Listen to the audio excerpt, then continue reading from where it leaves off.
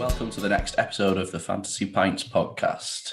I'm back, but I'm in a more scenic. I've got a more scenic background, haven't I, James? For the first time. Yeah, it's a familiar garden to me. Been there many a time in my childhood. Back at your mum's, aren't you, Sean? Slightly more picturesque than the Venetian blinds of your flat. Well, I think some may disagree, but so it's her birthday next week. But unfortunately, I'm at the European Championships in London, so I'm back this weekend, being a good son.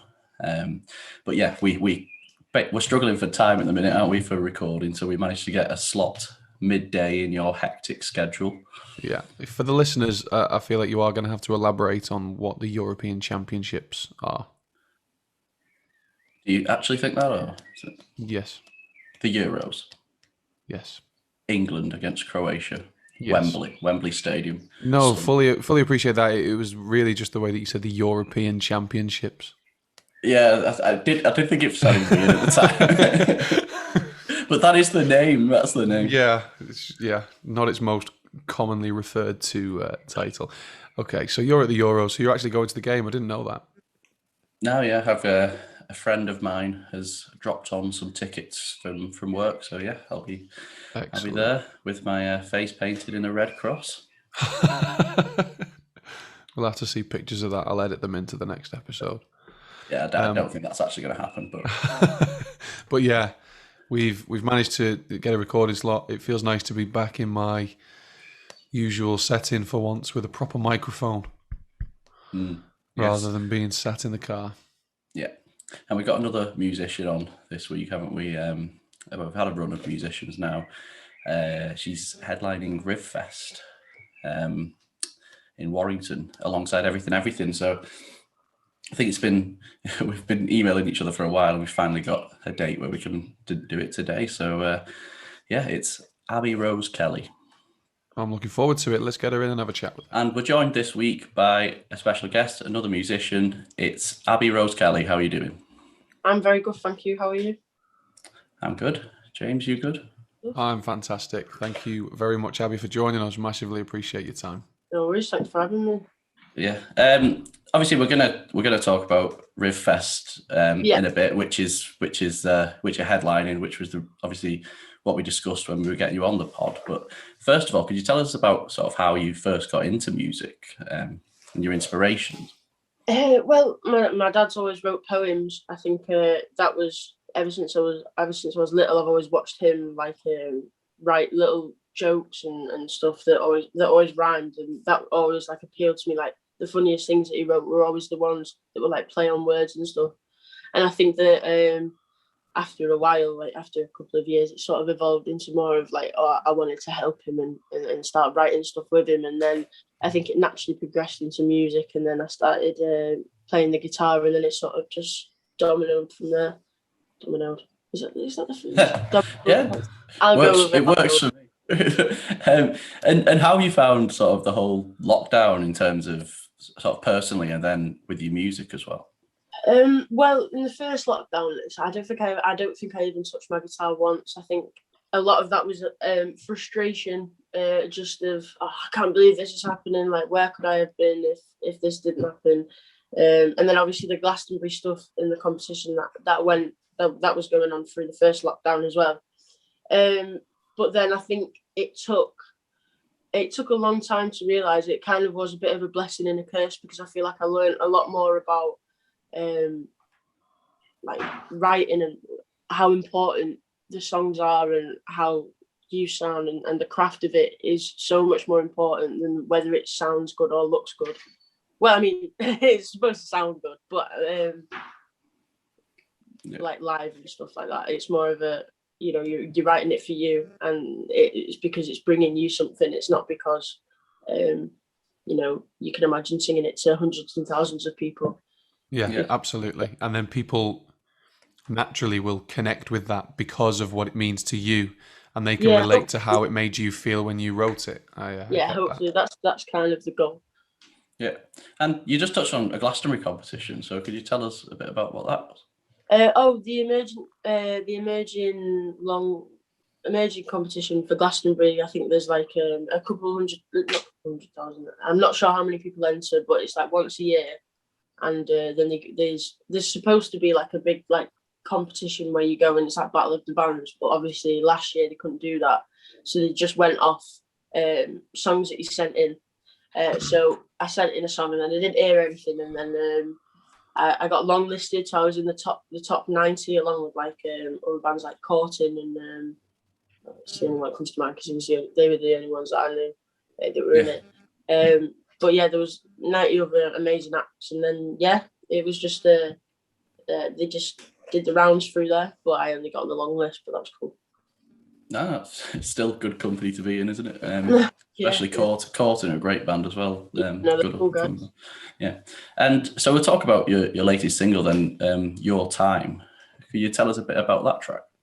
Yes, so actually I feel like I'm gonna I've been lying. So when in the first lockdown, I went and stayed with my granddad, and the only time like I ever did anything to do with music was he told me about his brother that was in the goldfish club in the war, and that's when they were like there was a plane crash and they crashed in the sea, but they survived and just lay afloat on the plane.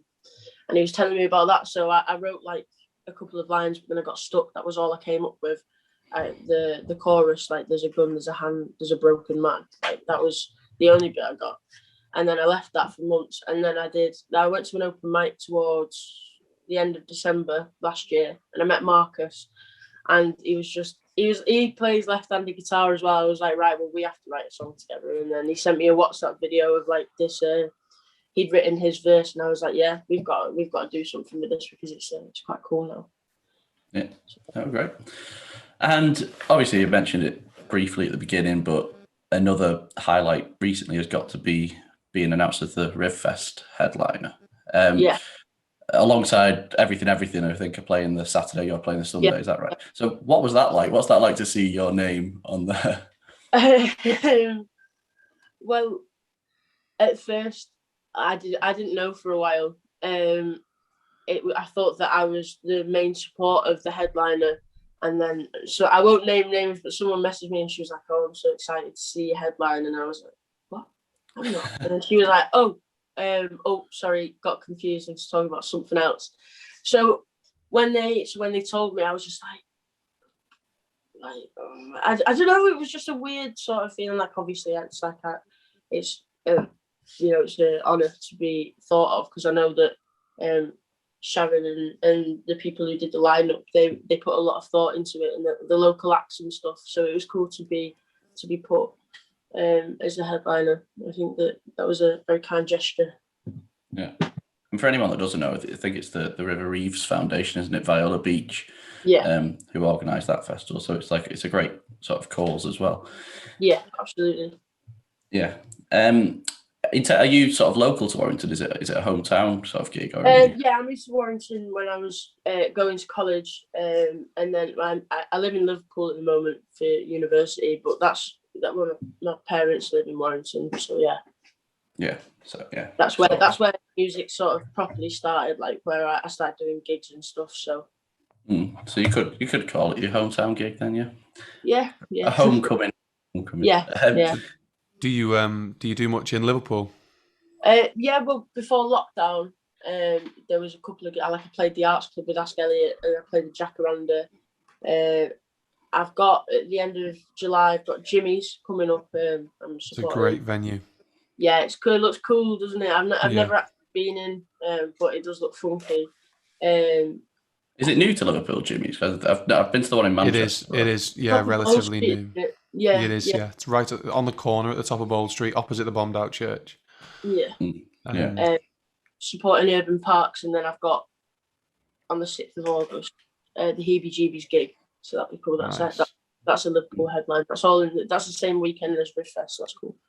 Yeah, and a lot's been made of like festival lineups, and obviously you're at the top of one of the bills, but there's been a lot made of sort of the lack of female representation across festival lineups this summer. So how do you feel about that, and what do the industry need to do to sort that bit out?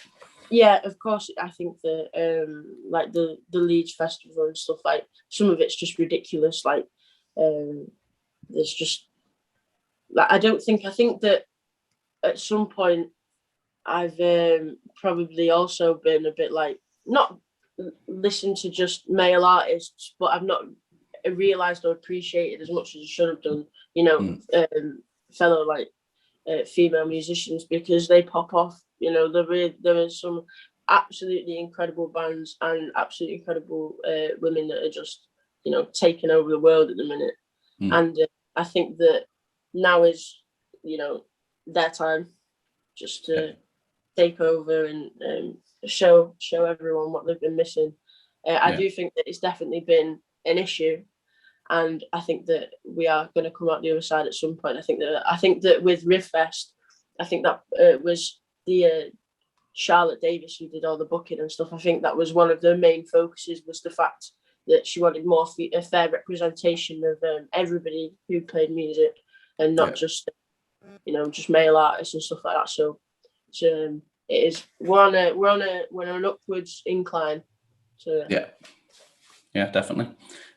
So fingers crossed next year it'll change. I don't know whether it's sort of been subconscious or it's just people haven't been pushed to the forefront. Maybe it's an industry problem. I do think I don't think it's in a lot of it is intentional. I think that people just can just be arrogant sometimes, and I think that times are now changing, which is good. But I do think that it's not intentionally to affect or hurt people. I think that it's just the way the world has worked for so long, and for all of that time, people have been women have been coming out and being like, hang on, we're going to sort this out and set it straight, and they've been doing that for years, hundreds of years. And I think now that it's like music and the generation of what's happening currently in 2021, I think that it's sort of going there in another wave of women just like more power and yeah. I think with the attention that the situation has kind of garnered this year, hopefully that will drive positive change for next year, and then from there we can gain some momentum and start balancing the festival lineups out. Yeah, definitely, absolutely.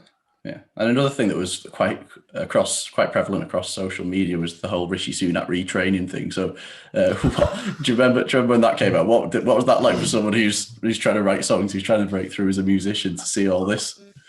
Yeah, it's just to the point where I just didn't have any words when that came out. Like, it's just talk about clutching at straws, talking about trying to. Are you just asking people to hate you? You're just asking for that sort of aggro. Like, who looked at that and went, "Oh yeah, that's good. We should tell people to retrain because the entertainment side." I always think about that. I always wonder who approves these posts and who's kind of proofreading these tweets and stuff before they go out. Probably Dominic Cummings. From years ago, when the Flying Baby or something, and it got cancelled. I even approved that one, but just an idiot.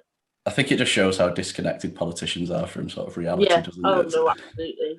Like, what do they? But I bet you any money in their spare time, they probably spend hundreds of pounds to go watch shows every year. Oh yeah, theatre. 100%. It seemed like theatre was the only thing that existed to them. It was like nothing else creative happened. It was just about getting the theatres back. But yeah, absolutely ridiculous. Yeah. So we'll move on to the theme of the podcast. So it's Fantasy Pints. 3 musicians, past or present, that you could go for a drink with. You did mention at the beginning that you've got 2. You weren't too sure on your third. So to give you a bit more time to think, what type of setting are you taking them to? What boozer are you going to be in? Oof. Now you have to think about that, to be fair. So I didn't think that one. No. I think it just be like a pub, like just a classic pub. Just dark pub. Just simple but effective. Yeah, so a proper old style English pub. Just a booze, yeah. Right, I like that. So who's your first guest? Probably. Well, I know my first 2. So Tyler Joseph from 21 Pilots. Definitely. He would be one of the presents, obviously, because they're still going. And then the second one that I already had would be Amy Winehouse, but I don't know whether you're allowed to go to the pub. Yeah, well, I think she's been mentioned a few times, Amy Winehouse, so I think... Yeah. Tyler's not a common pick, is he? No. It's a good one. I think someone I went to uni with, I think, interviewed 21 Pilots when they were first coming up, and now they're huge, aren't they? They're one of the biggest bands in the world. So are they one of your favourites? Have you 21 Pilots? Is that who you said? Sorry. Yeah, you mentioned. Yeah. No, my friend did. My friend did when he was like really small, and I remember him telling me about them. I thought nothing of it, and then like 3 years on, it was like, wow, these are massive. No, they are incredible. I think that I just want to pick his brain about his writing and like transition into album and like all the concepts. Like his mind is just. The first time I ever heard of 21 Pilots was a cover. Oh yeah, that Elvis one. Was it I Can't Help Falling in Love with You? Was it that? Yeah. That was a great cover, and that was a good few years ago now. Yeah, that was the first time I ever came across them. But they write some fantastic music now. Yeah. And I am surprised actually that Tyler's not a common pick. But I don't think we've heard him once on the podcast. I don't know if you've heard him before in other interviews, Sean. No. I'll be honest, I didn't know him by name when you said him at first, because I obviously know the band, but when I was younger, I used to absolutely love them. Like I think everyone has a little emo phase, but I was never into like heavy screamo, so I sort of settled with 21 Pilots. And I used to love them. I still do like them now, because it's been such like I said, from album to album, like the concepts and the stories that go into it. It just blows my head. It's crazy how someone can come up with like a whole different universe. Yeah. So what about Amy? What are your reasons for picking Amy? I just think that the way she spoke about music is definitely like, I just want to listen to her speak about her craft and what she did and how she felt when she was doing, like when she was coming up with these songs, and when she met Tony Bennett, like just ask her like how, like I just want to see into her mind. Like I feel like if I was going to talk to any of these people, it would just be for them to just give me, to soak up all this information and just be like, oh my god, like I have no words, like there's no air left in me, just tell me everything. So you're coming from a completely sort of educational point of view. You're picking people that you want to sort of quiz on their musical talent so you can soak it all in, because there's two different approaches. I think there's that approach where you can sort of pick artists that you've idolized purely on their ability, because you want to have a chat with them and try and soak it all in to sort of better yourself in your career, which I think is fantastic. You can also, we get some people that sort of pick people that they just want to chat with because, you say, well, why have you picked... Character. Yeah, why have you picked them? And they're like, well, because, I think they'd have some funny stories and it'd be a right laugh. And yeah, but I mean, I would get absolutely hammered. Like, there would be nothing better to sit there and try and have a drink off like how many Jaeger bombs I can do in like a minute, maybe, or something. Yeah, I actually saw a clip of Amy Winehouse on Jules Holland. I think it was on Friday when she was. It was quite early on, and her voice is just like untouchable. I know, she's absolutely, yeah, she is. Untouchable is a really good word for it. It's incredible. Like, it was pre-Beehive as well. It was like I didn't recognise her. Well, that was her iconic haircut. Yeah, massive thing. Yeah. Yeah. So, how do you think Amy and Tyler would get on? I think. Oh yeah, I didn't really think about whether they would get on or not. I reckon that she would think he was quite weird. I think he'd just be like, all right, yeah, and this is what you do. I don't think she'd grasp it. I think that'd be funny to see, actually. I reckon you could coax them into some conversation. Yeah, no, I reckon that they like. I mean, everyone's sound after a bevy, aren't they? Yeah, like you say, a few Jaegers down them, and then and then we'll be laughing. That would be a weird album. Right, so get it now with the third choice. So we're in a typical dark pub boozer. You've got yourself on a table with Tyler from 21 Pilots and Amy Winehouse, and Liam Gallagher's just lurking in the corner because we've decided as a podcast rule, you're not allowed to pick LG anymore because it's just assumed that he's going to be there anyway. Fair enough. It should be like an option, shouldn't it? Because basically he was getting picked so many times that it was like we need to try and mix it up a bit. And then but some people won't like him, so I think you should have the LG option. Would you take him in the boozer, or would you have him? Would you get rid? I'd have him outside. So he doesn't count as one of your picks, but you can choose whether or not he's in there or if he's barred from this particular pub. Yeah, barred. He can be in there. As soon as he starts swilling someone, then I'll boss him. I don't care. No. So who's your third pick? I bet he's tiny.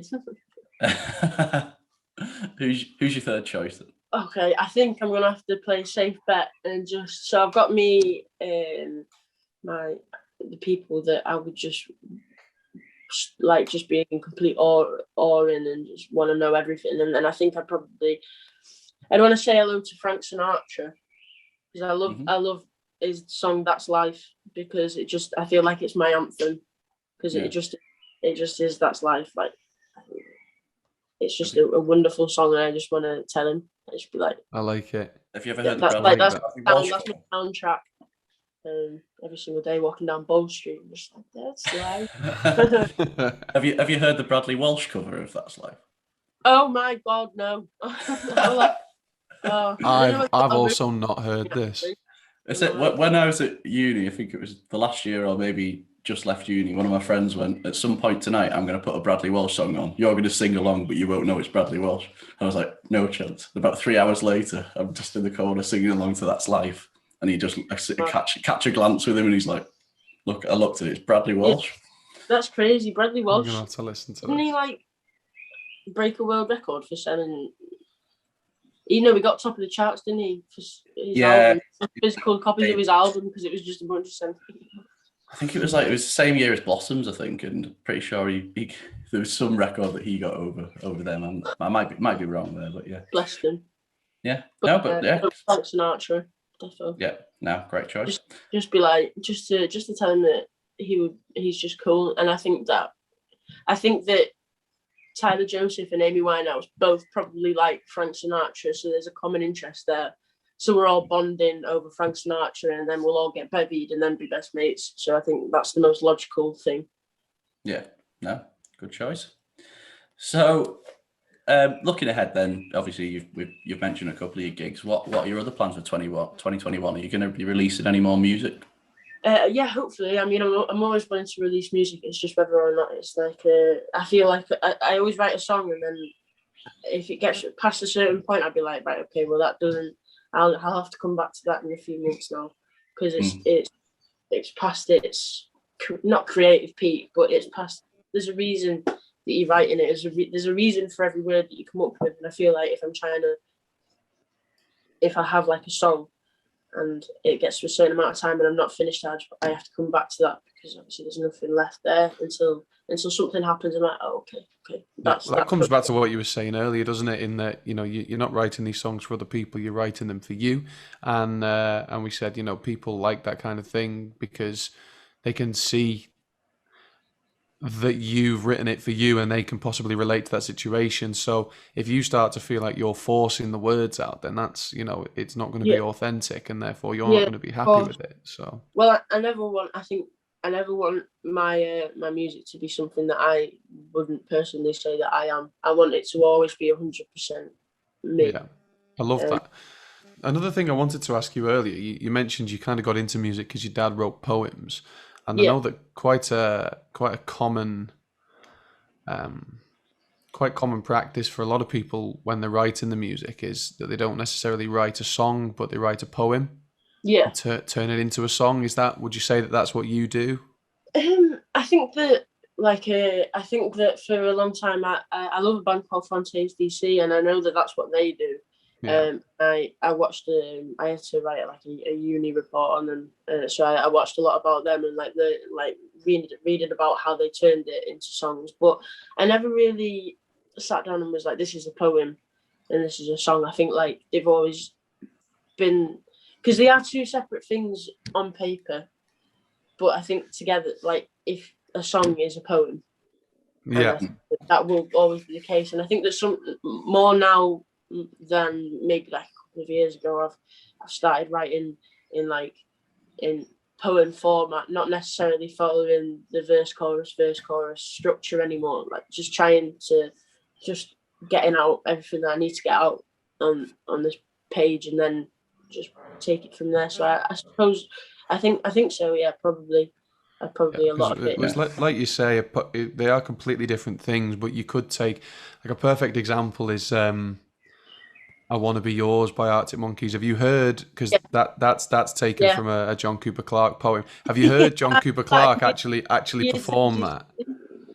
Yeah, I did that in year 10 GCSE. I remember that. I remember reading it and being like, "Whoa, yeah, this is like monkeys." Yeah. I think now you've mentioned about Fontaine's DC as well. I think that "Oh Such a Spring" now off the latest album set, that basically sounds like a poem now I'm thinking about it. But I didn't know that about them, but yeah. Yeah, no, yeah, every song, because they all met through poetry or something. Yeah, they're gonna be huge, I think. Like that. Yeah, no, they're cool. I really rate them. Mm-hmm. Yeah, but so thanks very much for your time. Thank you. No, Abi, before you shoot, RivFest, when is it? How can people get tickets? Also, plug your social media. Let us know where everyone can find you. Where can they find your music? So RivFest is on the I don't want to get this one. The 8th of August, Sunday the 8th. It's not that weekend, but I'm headlining Sunday. It's free entry on the Sunday. But get yourselves down for Saturday and Friday, because I have incredible acts all over the entire weekend. And it's going to be brilliant. My name is Abi Rose Kelly, so if you just type that in, you can just, you can find myself if you want. I mean, so yeah, brilliant. Amazing. Thank you so much for your time, Abi. We massively appreciate it. I know, thank you. I love a good podcast. So yeah, some really good picks there for the Fantasy Pints as well. Yeah. So I appreciate that, guys. Please make sure that you jump on social media, follow Abi, keep up to date with what she's doing. If you can get down to RivFest over the weekend, but specifically on Sunday the 8th, did you say, of August? When Abi's headlining, please do. She is fantastic. You do not want to miss it. Abi, thank you so much for your time. We'll be looking out for you, and we'll hopefully bump into you again soon. Yes, absolutely. Brilliant. Cheers. Thanks a lot. Bye-bye. No worries. Cheers. Yeah, so that was Abi Rose Kelly. I've just realised looking at my camera, I can't tell if I'm sunburnt or it's a poor, or it's sunlight, or it's just a poor camera in general. But I look. Do you know what I think it is? All the light is behind you, because you're in the conservatory. It's all windows and stuff, so all the light's behind you rather than any. But I also noticed that there are Venetian blinds behind me as well. That's very true, yeah. And once again, it shows why they are shut usually. Yeah, very true. I rather intelligently place myself behind the French doors, not in front of them. So I've got light coming at me, which is good. Not your first rodeo. Well, in my little flat in Manchester, I can't sit anywhere where light will be coming at me. And also, it's a main road, so I don't want to be staring out.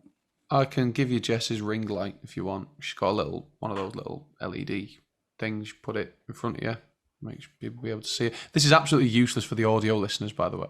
Yeah. But yeah, so anyway, RivFest. It's a great lineup. Obviously, Abi's headlining everything are headlining too, and it's a full weekend, Friday to Sunday, of great music. So I think people should go. It's a great cause. Yeah, absolutely. I'm excited to see how that plays out. I'm looking forward to keeping up to date with Abi as well, and following her music. So yeah, great guest, some really good picks as well. As I sort of mentioned in the main body of the podcast, we've never had, or certainly I've never seen Tyler from 21 Pilots be picked, and like I wasn't going to admit this, but Sean did. I didn't know him by name either. I was worried she was going to stop after saying that, and then it was going to be like, oh yeah. Trying to Google it on your phone as we go along. No, but it is a really good pick, actually. I'm surprised that no one's ever picked it before. Yeah, definitely. And before we close, there's just over a week left to do the Why Not competition for 2 tickets. I need to remember to do that on the intro next time, because that will be on the day of the close of the Why Not competition. It's 2 tickets, and it's a great lineup. Fontaines DC are there, as we were just talking about. Mannix, Stereophonics, Bombay Bicycle Club, Blossoms. It's packed. So yeah, 2 Packed tickets out lineup. And let me see if I can do the social media and see if I can get this right for once. So you can find us on Twitter at Northern Chorus _. Correct. Instagram at Northern Chorus. Correct. Facebook at Northern Chorus UK. Ding, ding, ding. Bingo! Follow us on social media, keep up to date, get involved with that competition, and we'll see you next Thursday with another podcast. Yeah, see you next week. Bye-bye.